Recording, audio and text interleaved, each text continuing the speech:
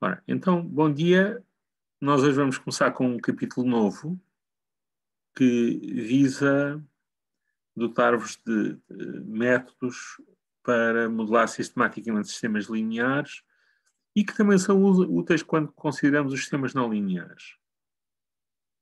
Em particular, vamos ver o modelo de estado, que é algo novo para vós. Portanto, até agora foram familiarizados sobretudo com os modelos de entrada e saída.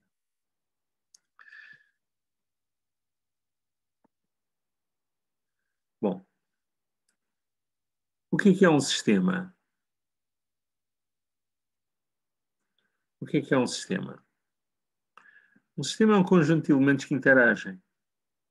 Foi a palavra que os engenheiros ensinaram para não dizer coisa, dá um ar muito mais sofisticado dizer sistema em vez de dizer coisa. Não é? O que é que acontece? Há sinais que interagem com os sistemas. Esses sinais são funções do tempo e traduzem variáveis que nós podemos impor externamente. E o sistema reage e impõe outros sinais que nós depois medimos também externamente. Portanto, nós podemos dizer que um sistema, matematicamente, é um operador que transforma sinais de entrada em sinais de saída. Vamos ver dois exemplos para tornar isto menos opaco. Um divisor de tensão. Eu posso pensar num divisor de tensão como um sistema com uma entrada, que é a tensão deste nó em relação ao nó de referência, e com a saída, que é a tensão deste nó em relação ao nó de referência. E, neste caso, se estas duas resistências forem iguais, e se a corrente for tal que isto não arda tudo, não é? Há limites para estes modelos. Então, basicamente, o que isto faz é dividir por 2 o sinal de entrada. É? Ou seja, multiplicar por 0,5. E, portanto, eu posso representar o divisor de tensões como um sistema, e represento o sistema por um retângulo, com uma seta que entra, que é o sinal que entra, e com uma seta que sai, que é o sinal gerado pelo sistema. Portanto, o y é uma consequência do u. O u eu imponho externamente, e o y é imposto pelo sistema em resposta ao u. Isto são coisas que mais ou menos sabem de teoria de sistemas e da cadeira básica de controle. Este sistema é estático. Porquê? Porque a resposta da saída y depende apenas do valor instantâneo do U no próprio instante. E, portanto, não há dependência do passado. Por isso eu digo que ele é um sistema estático. Este sistema, no entanto, já é diferente, porque tem uma resistência, tem um condensador, e reparem que ele não replica a forma do sinal de entrada. Não é? O meu U é a tensão entre estes dois nós, e o Y é a tensão entre as placas do condensador, e eu posso escrever as equações usando as leis de Kirchhoff e facilmente chegar à conclusão que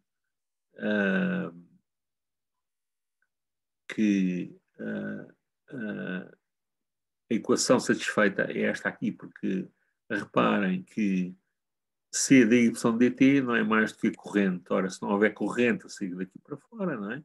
Vou fazer essa hipótese. A corrente passa no condensador, é a corrente que passa na resistência.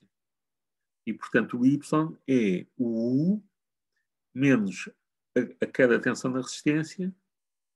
Não é? E, portanto, isto dá esta equação que está aqui assim. Porque a cada tensão da resistência não é mais do que o R vezes a corrente no condensador. Partindo do princípio de que eu não tenho aqui assim nenhuma corrente a fugir para este nó, isto não estava ligado a algo que tivesse uma impedância finita. E a mesma coisa aqui deste lado. Eu imponho uma tensão perfeitamente. Pronto. Neste sistema, eu não insisto muito nisto, porque tiver uma cadeira de circuitos. Portanto, imagino que saibam escrever as equaçes de um circuito RC. Este sistema é dinâmico e eu aí queria insistir. Reparem que, ao contrário do caso anterior, ele fica descrito numa equação diferencial e esta equação diferencial traduz uma dependência do passado. Quer dizer, o y não é o valor instantâneo do U, mas resulta do que foi acontecendo na carga e descarga do condensador.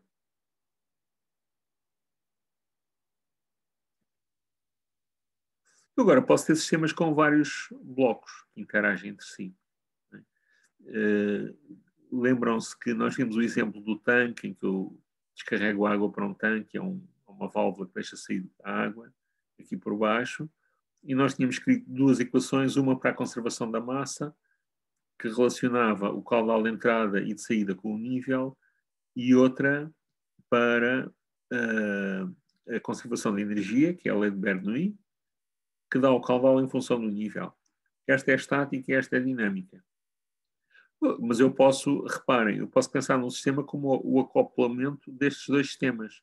A conservação de massa é uma coisa dinâmica, a conservação da energia dá um sistema estático. E reparem que posso pensar no A, na válvula, como um sinal que eu imponho de fora. Não é? Portanto, isto era um sistema que tinha, com esta associação, ele ficava com duas entradas, o A, a abertura da válvula de saída, e o U, o caudal de entrada. Eventualmente eu podia ter posto aqui uma válvula, tinha que pensar como é que a válvula, a posição da abertura da válvula se refletia no U, e uma saída H, que é o nível da água. Eu agora quero lidar com a descrição destes sistemas de uma maneira sistemática. Para isso eu vou ter modelos. E eu tentei sistematizar aqui assim os modelos, e reparem que não são todos, não é? Porque há mais tipos de modelos, mas eu posso ter o tempo contínuo ou o tempo discreto.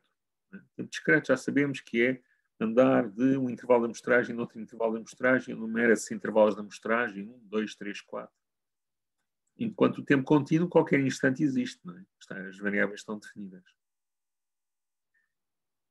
No tempo contínuo, eu tenho duas grandes descrições. Uma descrição que é a equação diferencial, que relaciona as variáveis de entrada com as variáveis de saída. Se eu tiver uma entrada e uma saída, é a variável de entrada com a variável de saída. Eu tenho uma equação diferencial que, impondo a variável de entrada, resolve essa equação em ordem à variável de saída. Normalmente é uma equação de ordem n. Por exemplo, se eu tiver um ponto material, é de ordem 2. Se eu tiver dois pontos de material ligados por uma mola, por exemplo, teria 2 vezes 2 pontos dava 4, por aí fora.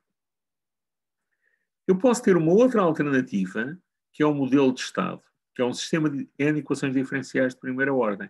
Na primeira parte do curso vimos exemplos do modelo de estado, não é? Lembram-se que o estado... Não se lembram o que era o estado?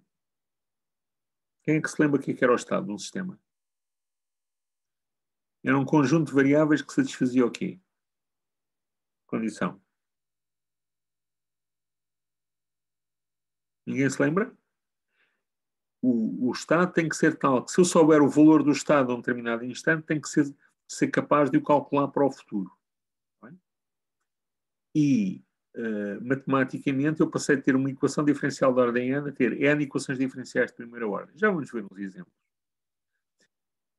Em tempo discreto, eu também tenho algo semelhante em equações diferenciais de ordem n e tenho modelo de estado com sistemas de n equações de diferenças de ordem n.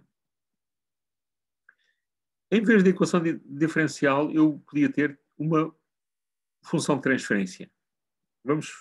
E eventualmente, a função de transferência é algo que esteve presente nos vossos dias, quando estudavam teoria de sistemas, quando estudavam controle, é? Mais até do que a equação diferencial, mas elas são equivalentes. Vamos ver como é que eu passo de uma para outra, usando a definição de transformar. Então, vamos ver aqui, começar por ver aqui um exemplo. Eu tenho aqui uma massa suspensa do teto com uma mola e essa massa raspa na parede, tem aqui um certo atrito. não é? E aplico uma força. Bom, então vamos supor o seguinte, que eu não aplico força nenhuma, tenho cá a massa, a mola estica um bocadinho, ela vai esticar até exercer uma força que contraria a força da gravidade. Portanto, este é o incremento para além da gravidade. Está bem? Se quiserem, pensem que vivemos num mundo sem gravidade. Então, como é que são as equações? As equações são a massa vezes a aceleração y. Tem que ter aqui um sistema de referencial. Vamos supor que o meu y apontava no sentido da força. E para baixo, a massa vezes a aceleração, que é a segunda derivada, é igual à soma das forças aplicadas ao corpo. Quais são essas forças? Temos a força da mola. E a força da mola, reparem, quando o y aumenta, a mola estica e puxa isto para cima. Portanto, é um sinal menos. Não é? A força da mola exerce no sentido do y aumentar. Até menos KY. Isto é a lei de Hooke. O Hooke era o grande rival do Newton. Se calhar já ouviram uma frase famosa do Newton, que é uma grande citação, que ele diz que viu mais longe porque subiu aos ombros de gigantes. Quem é que já ouviu esta frase? Ele conseguiu ver mais longe e coisas mais interessantes porque subiu aos ombros de gigantes. Quem é que ouviu esta frase? Alguém ouviu?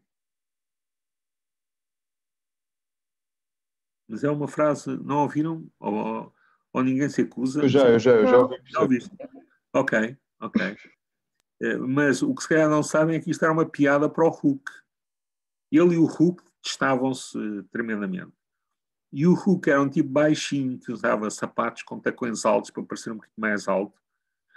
E aparentemente a frase do Newton, que entrou na história, de facto era uma piada para o Hooke ser baixinho. O Hooke deu grandes contribuições também para a ciência, que ficaram um bocado na sombra do Newton, mas ele deu também grandes contribuições. E esta proporcionalidade entre a força e a força exercida pela mola e a elongação da mola foi estabelecida pelo Hooke experimentalmente. Ele deu contribuições para a ótica e também para a mecânica. Em particular, ele deu contribuições muito importantes para a construção de relógios. Mas, enfim, isso era um detalhe. Depois eu tenho aqui assim, esta outra força a seguir, menos B da y dt, é a força de atrito. Eu estou a supor que o meu atrito é proporcional à velocidade. Okay? O atrito é uma coisa muito difícil de modelar. Mas vamos admitir que o nosso atrito era proporcional à velocidade. E uma vez mais eu tenho um menos porque quando o y aumenta, eu tenho uma força que se opõe. E agora tenho a força U que está no sentido do y, não é? Eu considero que o U é positivo quando o y é positivo. Reparem que eu posso ter uma força que aponta para cima, nesse caso, e uma força negativa, de acordo com a minha convenção de sinais. Estas setas não representam mais do que uma convenção de que os sinais são positivos. Havemos de depois ter um capítulo em que vamos escrever estas equações de uma maneira sistemática, já aprenderam essas coisas. Vamos depois ver uma outra alternativa ao Newton, que é muito mais interessante, em que eu, em vez de equilibrar forças, eu vou trabalhar com energia. Isso vai ser muito mais interessante. Mas, para já, o que eu vos queria chamar a atenção é eu acabei aqui com um sistema de equações diferenciais de segunda ordem. Bem? Desculpem. Acabei aqui com uma equação diferencial de segunda ordem. Não há sistema nenhum, é só uma equação. Uma equação de segunda ordem. Entrada U, saída Y, que é a solução desta equação. Eu agora, se quisesse, podia representar ou calcular a função de transferência entre o U e o Y. Como é que eu fazia?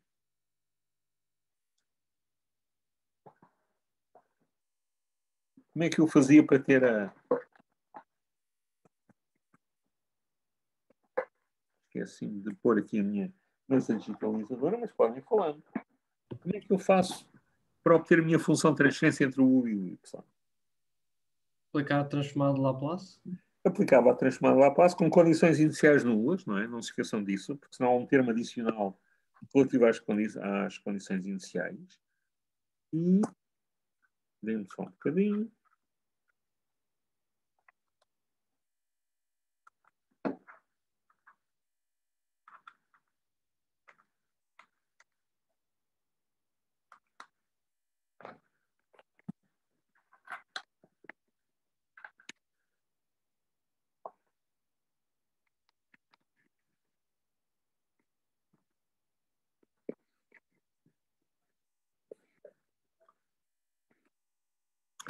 E será que eu consigo escrever aqui?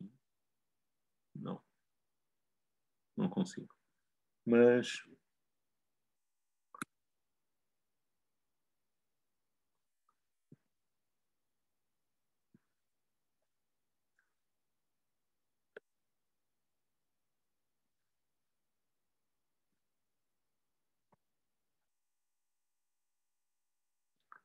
portanto, eu tinha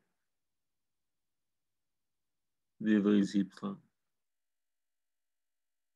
dt2 igual era menos k y menos b y dt mais 1, não é? Então, aplica a transformada de Laplace com condições Professor, iniciais. não falta aí a massa do lado esquerdo? E aqui falta a massa. Então, a gente vai pôr aqui do lado direito. M. E aqui M. Muito obrigado. E aqui mais vezes 1 sobre M. Faltava a massa. Sim, senhor. Sim, senhor. E agora, quando eu aplico a transformada de Laplace é linear, portanto, a soma das transformadas é a transformada da soma, posso tirar um coeficiente constante para fora. A transformada de Laplace da derivada, se este y grande for a transformada de Laplace do y pequeno, e eu ponho S e y para chamar a atenção que são uma função é do tempo e outra é da variável S, complexa. Então, a transformada da segunda derivada dava o quê? S ao quadrado vezes o y/s. S ao quadrado, y/s, eu omito aquele S, igual a menos k sobre m y menos, e agora aqui ficava b sobre m e dy ds, dt? Era S. SY. Fy mais 1 sobre m u. E, portanto, a função de transferência é y sobre u, com condições iniciais nulas. Eu não considerei as condições iniciais nulas, não é? Desculpa, não considerei que as condições iniciais eram nulas. E, portanto, isto ia dar o quê? Em cima ficava 1 sobre m, e embaixo ficava s quadrado mais b sobre m, s mais k sobre m. Ok? Não me enganei, para não? Acho que não. Pronto, e está toda a gente percebe isto? Se não percebem e estão calados, são nabiços, ou nabiças. Porque isto é daquelas coisas que tem que fazer de olhos fechados. Toda a gente percebe, ninguém quer fazer pergunta nenhuma. Não é vergonha nenhuma dizer que não percebe. Ok, então vamos avançar. Sim, senhor. Então eu vou sair daqui e vou voltar aos meus acetatos.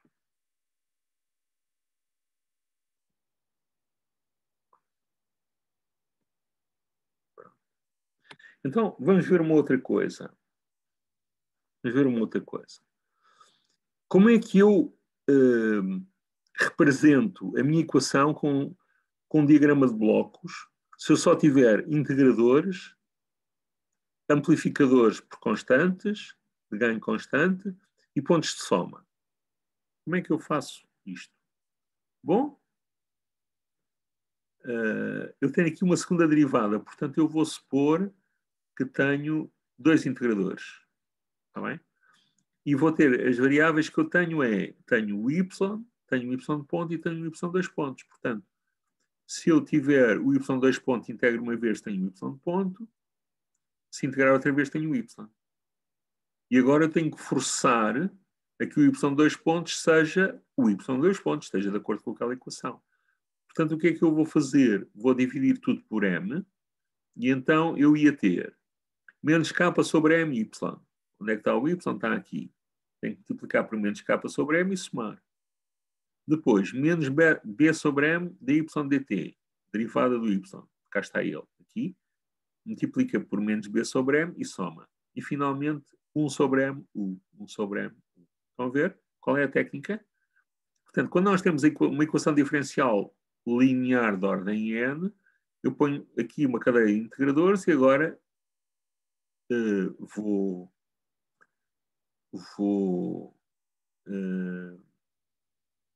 forçar aqui a minha segunda derivada. Se fosse terceira derivada, precisava ter 3 integradores e forçava que fosse a terceira derivada. Tem que ser aquilo que a equação me dá. Alguma pergunta sobre isto? Então vamos avançar. Se avançarem um bocadinho. Professor, eu tinha uma questão. Sim, senhor. Ali aquele membro que se refere ao atrito, Certo? porquê é que se convencionou que ele seria menos? O atrito vai funcionar para os dois lados, não é? Para os dois lados do movimento. Repara que ele opõe-se, não é? Isto é uma força que se opõe ao sentido positivo do Y. Ok. Ok? Repara que isto não está a oscilar. Isto pode oscilar. Professor, opõe-se à velocidade. À direção. Opõe-se à velocidade. E a velocidade tem o sentido do Y. Ok. Está bem? Obrigado. Repara que o sentido em que o Y é...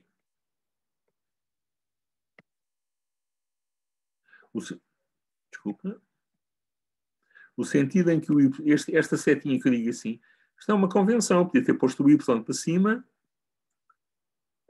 mas estas aqui ficavam sempre na mesma, porque elas opõem-se sempre ao Y. Está bem? Esta aqui é que ficava trocada, a última. Agora, a força da mola e a força da atrito opõem-se sempre, portanto levam sempre um sinal menos. Obrigado, professor. Ok? Quando o teu Y aumenta, tens significa que tu te estás a deslocar para baixo, tens uma velocidade positiva, no sentido em que a massa está a deslocar para baixo, a força aponta para cima, e, portanto, o sinal menos. Está bem? Ok, então, mais perguntas? Vamos avançar. Eu agora posso fazer uma outra coisa. Portanto, vimos aqui 3 coisas que são importantes e são muito simples. Uma delas é, eu descrevi o sistema como uma equação diferencial de segunda ordem. Essa equação diferencial de segunda ordem, como é linear, eu posso descrever o sistema com uma função de transferência equivalente. E a outra coisa é, vimos que eu posso representar isto como um diagrama de blocos só com integradores e ganhos e um ponto de soma. Está bem? Deixem-me fazer-vos uma pergunta de algebeira. Imaginem que esta força, a força, por exemplo, da mola, não era menos KY, mas era menos KY quadrado. Eu ainda podia ter uma função de transferência.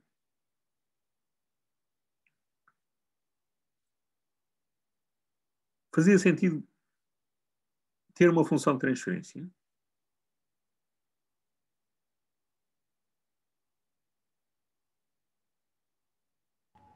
Não sei. Não sei alinhar. Não, isso é verdade. Não podia ter. E não podia ter porquê? Sabes explicar Não. porquê? Diz? Não, a equação não sei alinhar, não é? Exatamente. Eu não consigo. Fisicamente és capaz de dar algum insight sobre o que é que significa a função de transferência? A função de transferência está relacionada com uma coisa que é a função de resposta em frequência, não é? Sim. Explica lá isso. Sabes explicar? Portanto, se eu puser uma sinusoide à entrada do sistema, imagina que eu fazia a força variar sinusoidalmente. O que é que acontecia à saída? É o teu sinusoide com uma amplitude diferente. E face também. E a frequência? É a mesma. A frequência é a mesma, mas a amplitude e a fase são diferentes. Repara que pode haver um transitório. Se o sistema for estável, que é o caso, porque tem um atrito, né? Esse transitório morre e ao final de algum tempo o Y variava com uma sinusoide com a mesma frequência, mas com amplitudes e fases. E conseguimos calcular essa amplitude e essa fase? Com a função de transferência, sim. Com a função de transferência. E como é que fazemos? A amplitude é apenas o módulo Módulo. da O função módulo da função de transferência. transferência para que valor de S? Qualquer um? Não. No eixo imaginário. É com S igual a... J ômega. E o valor de ômega qual é? É o da frequência da Frequência. sinusoide que eu estou a calcular. Nesse caso, sim. Ok? Neste caso, em Exato. todos. Está bem? Sim. Pronto. E a fase? Seria o argumento de... Se o argumento da função de transferência para S igual a J ômega, em que ômega é a função de transferência da... Desculpem, o ômega é a frequência da entrada. Portanto, reparem uma coisa. Se o sistema é linear, ele vai transformar sinusoides em sinusoides. Está bem? Nós dizemos que as sinusoides são as funções próprias dos sistemas lineares. Okay? Com mais rigor são as exponenciais complexas em geral. Quando eu ponho lá um sistema não linear, eu já não transformo sinusoides em sinusoides, certo? Que vai lá dar uns batatoides quaisquer. Estão a ver? E então já não faz sentido, eu matematicamente não conseguia fazer as contas. E além disso não faz sentido esta descrição apenas só com o módulo e com a fase. Estão a ver? Ok? Portanto, eu só tenho funções de transferência para os sistemas lineares, mas nós queremos lidar com sistemas não lineares. Certo? Querem fazer alguma pergunta sobre isto? Sim. Em relação a isso, não será possível, então, estender um conceito de uma função de transferência diferente para famílias de sistemas não lineares específicos, que depois tenham as suas próprias... Há umas técnicas que são as funções descritivas, em que tu aproximas a saída pela primeira harmónica e consegues projetar sistemas de controle com isso. E, em particular, consegues prever se o sistema fica a oscilar ou não. Lembras-te que quando falei naquele exemplo da dinâmica de populações dos predadores e das presas que oscilavam, eu disse, mas esta equação, a amplitude da oscilação e a frequência não são bem definidas, porque dependem das condições iniciais. Mas que há sistemas onde a frequência da oscilação é muito bem definida. Por exemplo, o oscilador que tens no computador que te marca o relógio. Okay? Pronto. Tu consegues prever exatamente, se souberes as características do circuito, escreves as equações, dá-te equações não lineares. Tens uma amplitude e frequência muito bem definidas e consegues, com essas técnicas da chamada função descritiva, prever isso. No entanto, isso só funciona em certas coisas muito particulares. Ok? Está bem? Basicamente, são técnicas, é uma técnica baseada na primeira harmónica e que funciona quando tu tens, por exemplo, um sistema de controle por realimentação e depois há umas partes que te filtram as outras harmónicas e tal. Se quiseres descrever aqui o sistema com rigor, isso já não funciona. Certo. Está bem? Ok. Mais alguma pergunta? Ok, então vamos avançar. Então, eu vou avançar para uma coisa que é o modelo de estado. O modelo de estado funciona para... Nós podemos descrever sistemas não lineares e multivariáveis também. A função de transferência também pode ser estendida para o caso multivariável, mas as coisas ficam muito complicadas e pouco claras. Com o modelo de estado, elas são muito mais claras e, além disso, o modelo de estado permite também representar com grande facilidade sistemas não lineares. É uma parametrização. A função de transferência também, desculpem, a equação diferencial também. Mas o modelo de estado, nós vamos ver depois como é que podemos sistematicamente lidar com ele, no caso linear ou não linear. Então, o que é que eu fazia? Eu vou substituir a minha equação de segunda ordem, que está aqui, vou substituí-la por duas equações de primeira ordem, uma para a posição, outra para a velocidade, uma para o y, outra para o y ponto. Está bem? E então, o que é que eu tenho? A derivada do x1 é o y ponto, ou seja, é o x2. Então, dx1 dt é o x2. A derivada do x2 é o y2 pontos, mas o y2 pontos é o quê? Menos k sobre m, y é x1, menos b sobre m dy dt, que é o x2, mais u. Então fico com um sistema de duas equações de primeira ordem, ok? Que é equivalente à equação diferencial. Eu agora posso escrever isto de uma outra maneira. Quem é que já leu os Maias? Supostamente todos. Acho que Supostamente todos. Supostamente. Lembram-se que há uma cena do Damas, que o Damas era aquele um bocado, assim, um tipo um bocado, assim, um bocado parvo, que ele dizia que as corridas de cavalos em Belém eram iguais às corridas de cavalo em Inglaterra, porque lá só se falava inglês. Aquilo era muito bom, o nível era muito elevado, não se distinguiam das corridas, das grandes corridas de cavalo em Inglaterra, porque nas pesagens dos jockeys, só se falava em inglês, não é? Pronto, nós aqui para elevarmos o nível do curso vamos usar matrizes. De facto, há uma boa razão para isto, não é só por pedantismo, é porque depois nós podemos usar a álgebra de matriz e fazer contas de uma maneira muito compacta. Mas aquilo que eu vou fazer é, estão a ver, eu posso escrever, ter um vetor que é o vetor das primeiras derivadas, igual a uma matriz, vezes o vetor de estado, mais outra matriz vezes o U. E depois escrevo o y como uma matriz vezes o vetor de estado. Neste caso, o y igual a x1, portanto aqui é só 1. Toda a gente percebe como é que eu passo da equação de cima para a equação de baixo? É por isso simplesmente multiplicar as matrizes, não é? Linhas por colunas, linhas por colunas. Alguém quer perguntar alguma coisa? Professor, não pode dividir pela massa o... Não só posso como devo, pá. Isto é um erro. Exato. Está bem? Obrigado. Aqui falta um M, claro. Não posso, isto está em mal. É 1 sobre M. Está bem? E já vinha dali. Eu tinha-me esquecido de dividir o U por M. Eu depois corrigi este acetato. Ok. Então, reparem.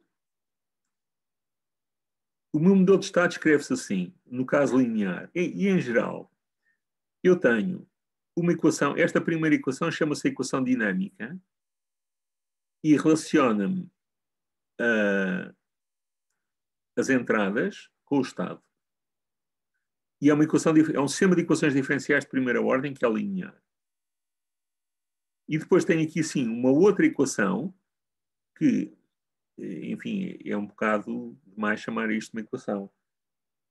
Porque, por isso simplesmente, eu estou a multiplicar um vetor por uma coluna. Não é? Se eu tivesse duas medidas, imaginem que eu media o y1, o x1 e o x2.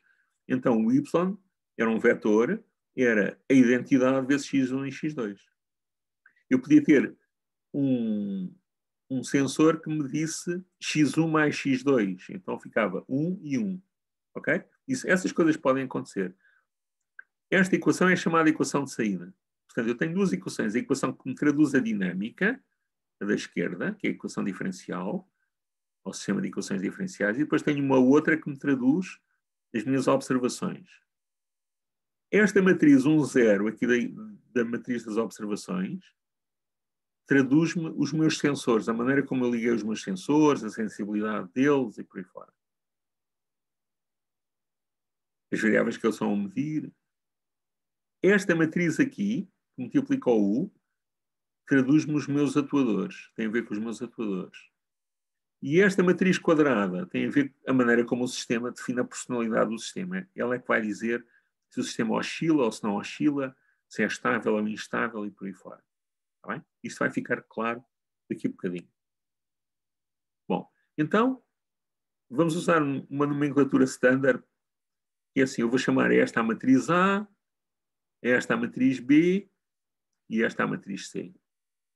Está bem? Então, eu escrevo o meu modelo de estado como x ponto igual a x mais BU, tem uma certa condição inicial para o estado, e a minha equação de saída é y igual a 6x. Está bem? Nem sempre se usam as letras A e B, mas A, B e C muitas vezes usam-se. Eu tive um colega vosso que estava a seguir uma cadeira de doutoramento em que se falava nisto. Ele uma vez veio tirar dúvidas comigo, ele era chinês. E tinha um livro em chinês sobre teoria de sistemas. E então, aquilo estava escrito em chinês, imagina, para mim aquilo era chinês. Mas aparecia lá, certo? No meio do chinês, aparecia x ponto igual a x mais b, y igual a cx. Em vários sítios. Está bem? Estão a ver que isto é uma nomenclatura muito, muito usada. Seja como for, eu escrevi as equações, independentemente das letras que eu cá ponho, como uma equação para o estado, que é um sistema de equações de primeira ordem, e depois uma equação algébrica que relaciona o que eu meço com o estado. Portanto, o y é, por definição, aquilo que eu estou a medir com sensores. Bem? E o estado é o estado do sistema. Por exemplo, se eu tiver um forno de vidro, a temperatura é a temperatura em todos os pontos dentro do forno de vidro. Mas eu só vou medir um pontinho à superfície do líquido do vidro. Okay?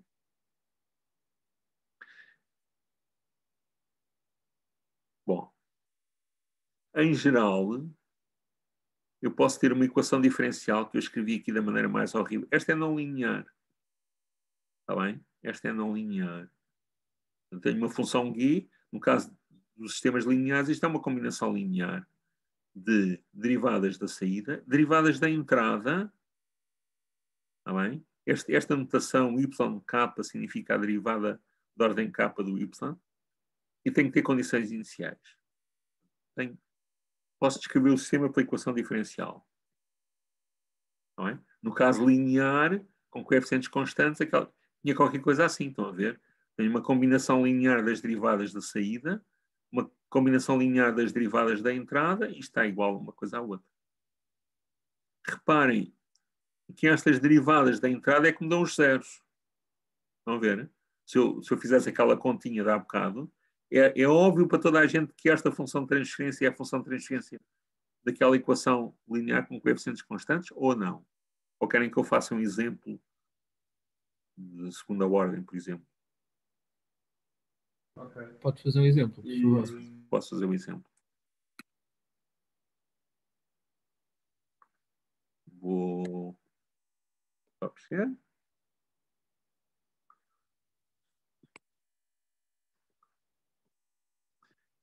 Tantos exemplos vão fazer que eu hei de acabar a escrever bem nisto. Não é? Lá para o final do semestre. Vocês podiam chumbar todos e para o ano é que eu dava bem estas aulas. Ora bem. Então, vamos lá ver.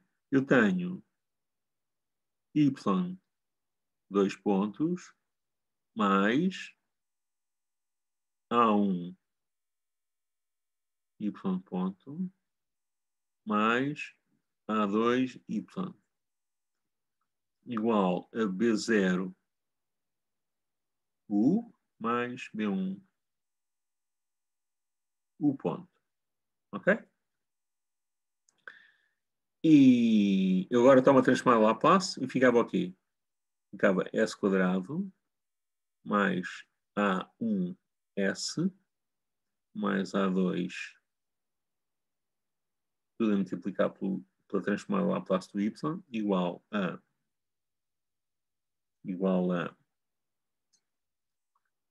B1S mais B0 U.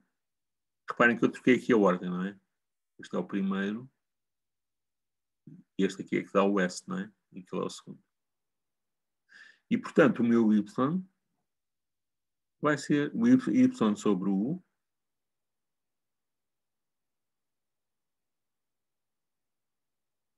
Y sobre o U. Mas acompanham que eu já não estou nada mal a escrever com isto. Faço os riscos, as retas um bocado tortas e tal. Ficava B1S mais B0. E aqui ficava S quadrado mais A1S mais A2. Está claro? Ali estava escrito para o caso N. Está claro? Sim. Sim. Reparem que é a derivada do U que me vai criar o zero. Portanto, este zero, que aparece aqui, porque eu tenho aqui sim B1S mais B0, tem um zero, não é? vem do facto de eu ter uma derivada numa equação diferente no tempo. Reparem também, fazia sentido se eu tivesse posto, vou ver aqui com outra cor. Imagina que eu fazia assim, mais B2, o 2 pontos. Né? E aqui ficava B2 S quadrado mais qualquer coisa. Isto fazia sentido em termos de sistema? Pensem neste mundo sublunar, pá, em que nós vivemos.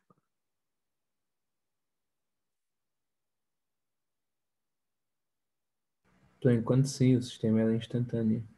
Tinha uma resposta instantânea. Porquê que essa está bem vista? Porquê que eu tenho uma resposta instantânea? O atraso é zero, o grau de cima é igual ao grau de baixo. O grau de cima é igual ao grau de baixo, não é? Portanto, aqui não posso falar em atraso puro, não é? Não posso falar em atraso puro. E consegues ver que isso é assim? Consegues-me provar, pá, quando os graus são iguais, eu tenho um salto no y, quando dou um salto no u. Vamos lá ver uma coisa. Imagina que tu dividias B2S quadrado mais B1S mais B0 dividia por S quadrado mais A1S mais A2. Isto ia-te dar o quê? Uma constante. Era aqui assim, B2, não é? E aqui ficava-te B2 mais A1B2 S mais B2 A2. E agora subtraías e continuavas. Estas cortavam e isto continuava. Portanto, esta brincadeira ia ser B2 mais uma coisa que aqui tinha grau 2, não é? Que era o denominador, e que aqui ia ter grau 1. Ok? Acabas com uma coisa assim. Ou seja, se eu tiver o meu sistema e aqui aplico um escalão, aqui neste instante ele vai dar um salto e vai começar a responder. Estão a ver? Tem aqui um salto instantâneo que tem a ver com este B2. Quando e a relação entre este salto e este é um fator B2. Está bem?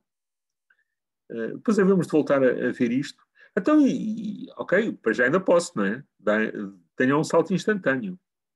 E se eu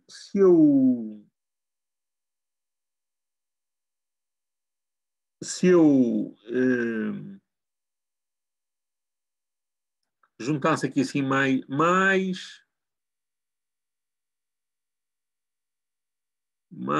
B3, o 2 pontos. Ainda continuava aqui ficava mais B3 é só cubo. Continuava a fazer sentido? No nosso mundo já não, isso deixa de ser causal. Deixa de ser causal. Quando eu tenho mais zeros do que polos, deixa de ser causal, não é? Ok? Pronto, então já vi que sabem estas coisas. Então vamos lá voltar. Vamos voltar aos nossos status.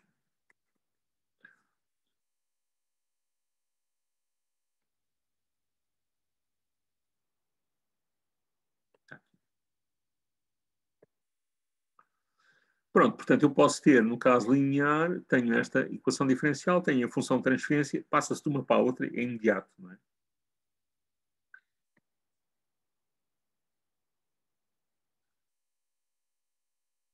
Se eu escrever um modelo de estado, eu iria ter N equações de primeira ordem, em que a derivada da primeira variável de estado era uma função, em geral, todas elas, e dos u's, posso ter vários u's. Estão a ver? E aqui posso escrever um modelo não linear desta maneira. Esta parte que eu digo, modelo da dinâmica, estas equações diferenciais, são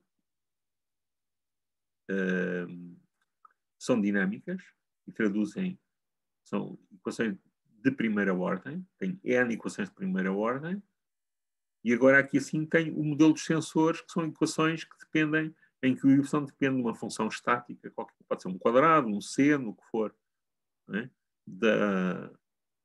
Das variáveis de estado. Reparem que isto depende de todas as variáveis de estado. Podia ter uma dependência também do U direta. Tá, se eu quisesse uma coisa mais geral.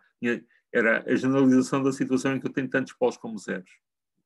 Tá, aqui não posso falar em polos e zeros. Em geral, posso escrever isto na forma vetorial. Se eu definir f é aquele vetor, nós vamos chamar este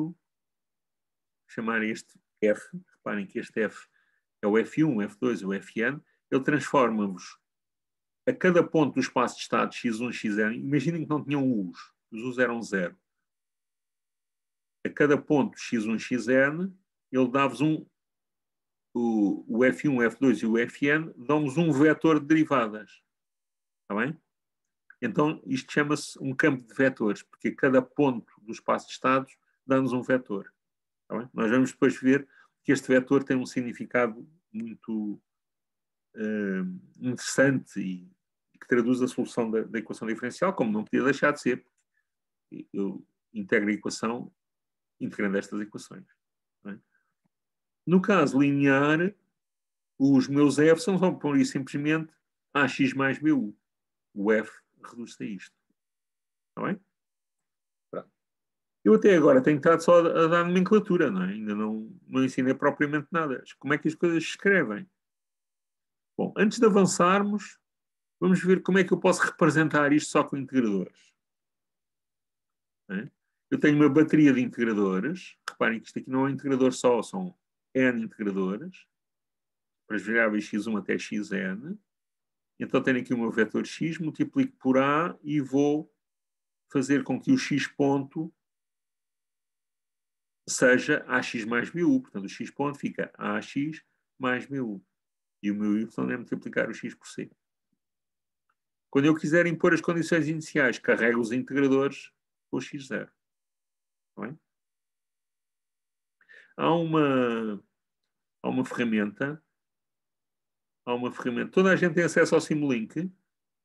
Ou já descobriram como é que se tem. E eventualmente eu posso mandar uma mensagem a explicar como é que é possível pedir à Direção de Serviços de Informática para ter acesso ao Simulink. Eu posso, no Simulink, eu represento os sistemas desta maneira. Tá bem? O Simulink é uma maneira, não andamos a escrever código. Aquilo que a gente faz é representa os sistemas dinâmicos e estão a ver, eu com amplificadores e integradores e pontos de soma faço a festa. Represento muitas equações, pelo menos todas aquelas que nos interessam, equações diferenciais. Até não lineares. Nesse caso, eu precisava ter uma função não linear. Diz. Diz. Tanto quanto eu sei, a licença do técnico que eu tenho, pelo menos, não dá acesso ao Simulink no MATLAB, mas eu uso o Modelica em vez do Simulink. Portanto, o Modelica é equivalente, certo? Não é, porque o Modelica, lembras-te daqueles comentários que eu fiz no princípio? É capaz eu nunca usei o Modelica. É possível que o Modelica tenha também esta facilidade, mas o Modelica é uma simulação por objetos, portanto, tu tens uma biblioteca de modelos e agora ligas os modelos fisicamente. Embora eu acho que eles têm lá também integrador, podes fazer coisas destas também. Não é? Eles têm muita coisa. Posso fazer coisas desse género muito facilmente. O Modelica, infelizmente, nós não temos acesso. O Simulink. Mas eu saiba, a licença do técnico para usar o MATLAB não tem Simulink, que eu saiba. Não, mas existe. Eu afixo na página. Tenho que pedir autorização à DSI para usar o Simulink.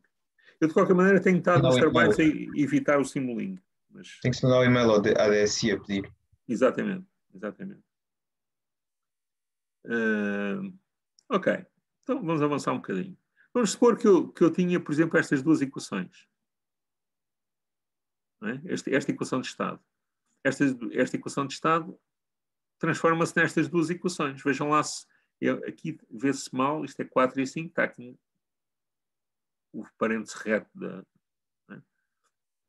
Vejam lá se são capazes de perceber como é que se passa de equação matricial para. Aqui estou a andar ao contrário, não é? De equação matricial para a equação. Toda a gente percebe? Ninguém quer perguntar nada? Por isso, simplesmente estou a multiplicar esta matriz por x1, x2, não é? Ficava 0x1 mais 1x2, a primeira componente, a primeira derivada do x1 era 0x1 mais 1x2. E a segunda era menos 2x1 menos 2x2, está ali, mais o 3,1. Então, como é que eu faço para representar isto? Eu tenho um sistema de segunda ordem, preciso de 2 integradores. Então vou à loja, ou vou à prateleira, e tiro 2 integradores. Um tem x1 à saída, o outro tem x2. E aqui tenho x1 ponto e x2 ponto. Antes dos integradores eu tenho sempre as derivadas. E agora vou seguir as equações. Por exemplo, na primeira equação diz-me que o x1 ponto é x2. Então, se o x1 ponto é x2, o x1 ponto está ligado ali ao x2. Então eu liguei aqui no B. Estão a ver? E agora vou escrever a segunda equação. O x2 ponto é menos 2x1 menos 2x2 mais 3,1. Então, o x2 ponto é, pego no x2 menos 2, soma ali. Pego no x1 menos 2 e soma ali. E depois mais 3,1, mais 3,1. Pronto, já tem a parte dinâmica feita. Agora, o y era 4x1 mais 5x2. 4x1 e 5x2 e ali um ponto de soma. Estão a ver? Portanto, é muito simples. Alguma pergunta? Pronto. Então, vamos ver uma coisa. Eu até agora tenho duas realidades. Tenho equação... Vamos pensar no caso dos sistemas lineares. Pensar no caso dos sistemas lineares. Eu tenho duas realidades. Tenho equação diferencial e tenho modelo de estado. Ou, se quiserem, tenho a função de transferência e tenho um modelo de estado. Vamos pensar em função de transferência e modelo de estado. Quem diz função de transferência diz equação diferencial, não é? Como é que eu converto as duas coisas? E a primeira coisa é como é que eu dou-vos um modelo de estado. Qual é a função de transferência que obtenho correspondente ao modelo de estado? Como é que fazem?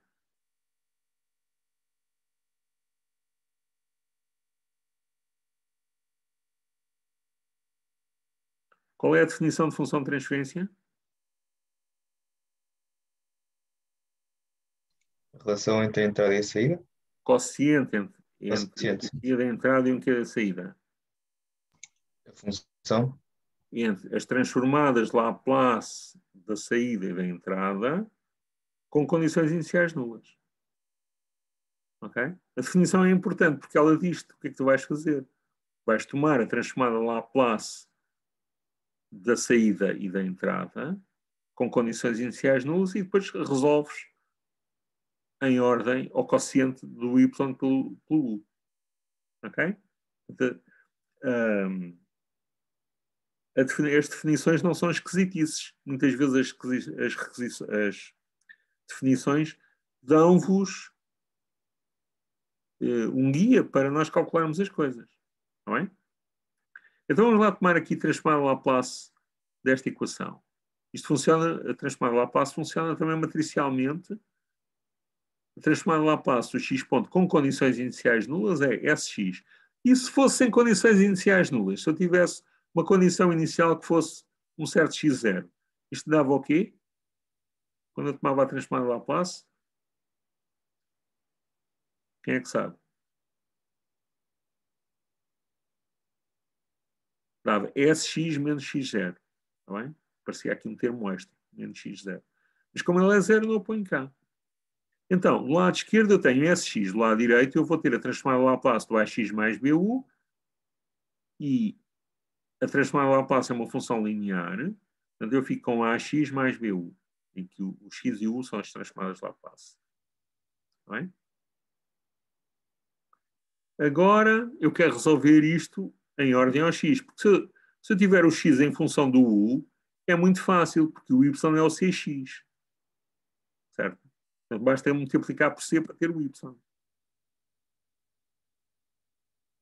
E então, eu tenho assim, SI menos A e é a matriz de identidade, x igual a BU. Isto é verdade ou não é? Porquê é que aparece aqui esta identidade?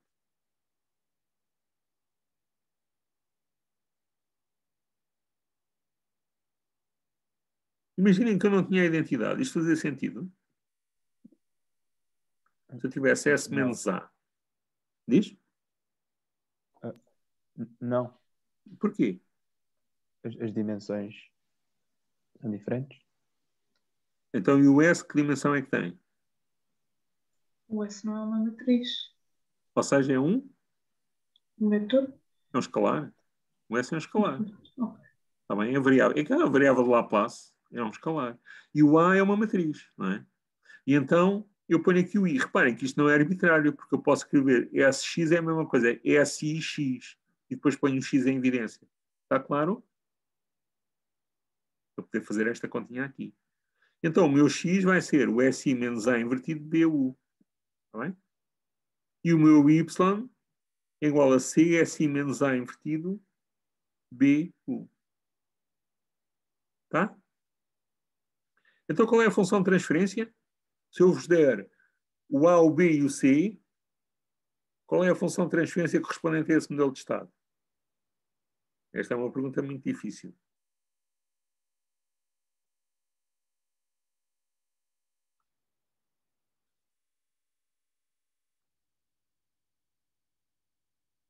Pode só repetir a pergunta, se faz favor.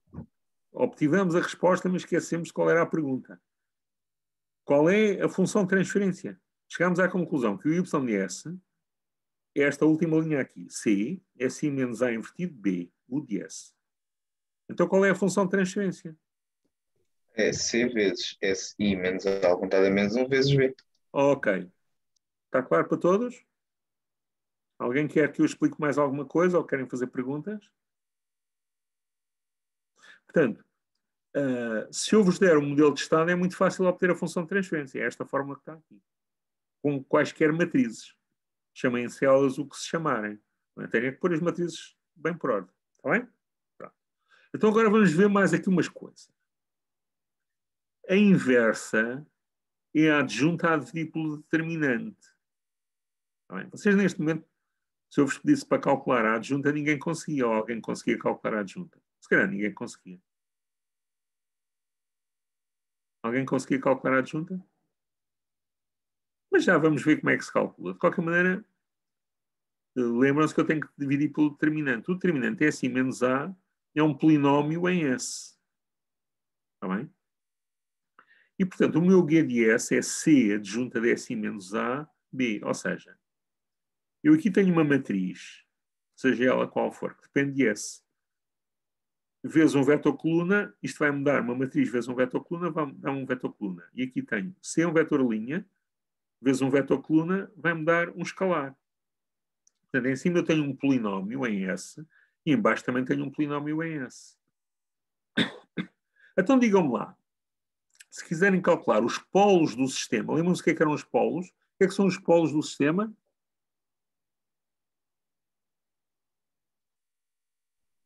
O polo norte, o polo sul e o polo ilom. Pá, diz lá, desculpa lá que eu te interrompi. Se a função de transferência estiver escrita como uma função racional, são as raízes do denominador. Do denominador. Então, os polos aqui são o quê? São calculados como? As raízes do determinante. As raízes do determinante é assim menos A. Então estamos a ver, não achas que estás a ver aqui uma coisa gira? Sim, são os valores próprios da matriz. E não depende nem do B nem do C. Estão a ver? Portanto, os polos não dependem nem dos sensores nem dos atuadores. Só dependem do sistema propriamente dito. Ok? Ao passo que os zeros estão aqui. São as raízes do C adjunta de SI menos AB. Está bem? E os zeros dependem do A, do B e do C. Mas, lembram-se que eu há bocado dizia, a matriz A é que diz se o sistema oscila, se não oscila, se é estável, se é instável. Isso depende dos polos. Não se esqueçam que a resposta, depois havemos de ver isso com rigor, a resposta depende da... A resposta depende... são exponenciais dos polos vezes o tempo. Não é? E os polos só dependem da matriz A. E, portanto, essas exponenciais vezes o tempo é que me vão dizer se o sistema, se a resposta tende para zero, ou tende para infinito, ou se é oscilatória, ok? Ou seja, o A é que determina o tipo de resposta que eu vou ter. Está bem? Bom, a história da adjunta. Se eu tiver uma matriz M e J, eu vou formar a chamada matriz dos cofatores e depois transponho. O que é a matriz dos cofatores? Se eu tiver no elemento M e J, se eu tiver num determinado M e J, M pequeno, eu limpo a coluna I e a coluna J. E calculo o determinante e multiplico por menos 1 levantado à soma dos índices, I mais J. Tá bem? E depois, no fim, transponho tudo. Isso dá uma adjunta. Tenho aqui um exemplo 2 por 2. A seguir tenho um exemplo 3 por 3. Eu não vou fazer aqui as contas todas, depois vejam isto, está bem? Revejam esta. Bom. Então, os polos são as raízes do polinómio característico da matriz A, do determinante SI menos A, e os zeros são as raízes do polinómio C adjunta de SI menos AB. Fixem esta. Ok? Está aqui um exemplo numérico, que eu não vou fazer essas contas todas aqui, mas podem, quando estudarem os acetados, ver e se tiverem alguma coisa. Antes da aula acabar, ainda temos um quarto de hora. Eu queria resolver o problema inverso. Quer dizer, eu dou-vos uma função de transferência e quero um modelo de estado. No caso anterior, se eu vos desse um modelo de estado, só há uma função de transferência. Aqui, dada a função de transferência, eu posso ter muitos modelos de estado com essa função de transferência. De facto, tenho infinitos. Vamos ver que isso é assim. Bem? Vamos considerar o caso em que eu tenho, primeiro, sistemas sem zeros. Depois vamos ver como é que modificamos para sistemas com zeros. Então, tenho uma constante no numerador e em baixo, vamos supor que era um sistema de ordem 3. E eu vou tomar como variáveis de estado a saída e as suas n menos uma primeiras derivadas. Ou seja, neste caso o n é 3, porque é um sistema de terceira ordem. Eu vou tomar como variáveis de estado a saída, a primeira derivada e a segunda derivada. Não aparece aqui, mas devia aparecer. Já vai aparecer no acetato a seguir. Bom, dada a função de transferência, eu vou começar por obter a equação diferencial, usando aquelas técnicas todas que a gente já viu, e fica a minha equação diferencial. Bem?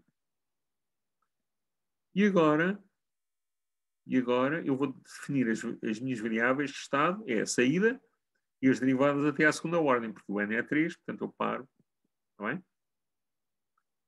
Pronto. Então, vamos lá ver. Agora quero ter equações para o x1, para o x2 e para o x3. x1 ponto vai ser igual a x2, por definição do x2. Porquê?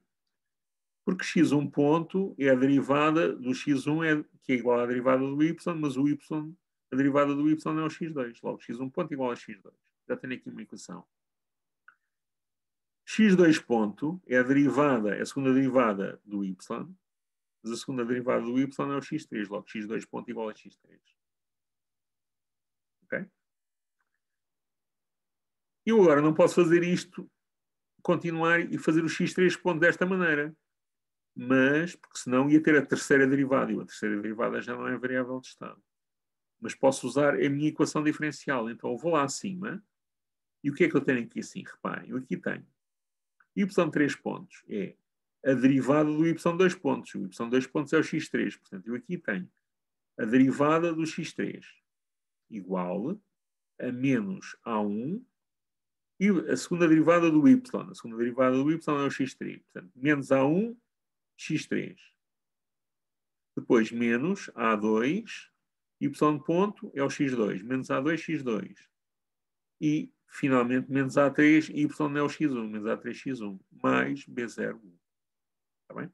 Então, eu fico com 1, 2, 3 equações. No x1, no x2 e no x3. Perguntas?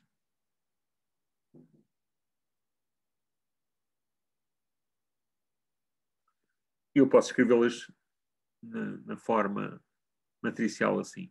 Esta matriz até tem um nome, é chamada forma companheira. Não é? Reparem que o que é que eu tenho? Tenho aqui assim os coeficientes da função de transferência equacional trocado. Aqui tenho uma identidade de ordem n-1 e aqui tenho uma coluna de zeros. Isto chama-se a função na forma companheira.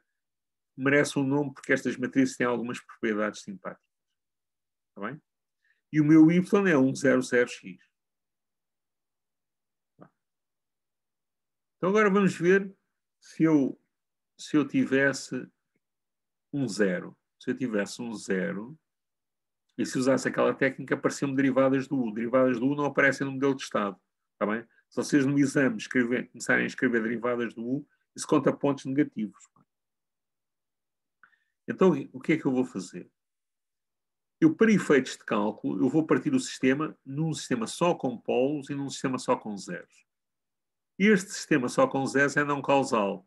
Mas eu estou a fazer isto só como um truque de cálculo e, portanto, não tem problema. Bem? E agora tomo como variável de estado esta variável que aparece aqui à saída do sistema só com polos e as suas n-1 primeiras derivadas. Ou seja, é o problema que eu acabei de resolver. Só que agora tenho o y é B0S mais B1 x1. Mas B0S x1 é x1 ponto, é B0 x1 ponto. Depois tenho B1 x1 e o x1 ponto é o x2.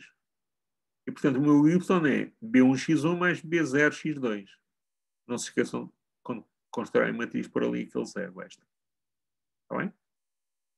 Portanto, se eu tiver sistemas sem zeros, a saída as suas n-1 primeiras derivadas. Sistemas com zeros, parto o sistema na parte com os polos e na parte com os zeros e a parte dos polos, a parte dinâmica é igual, a parte dos zeros vai-me afetar a equação de saída. Reparem que esta não é a única maneira de obter realizações de estado. Na próxima aula depois vamos ver isso com mais cuidado. Perguntas?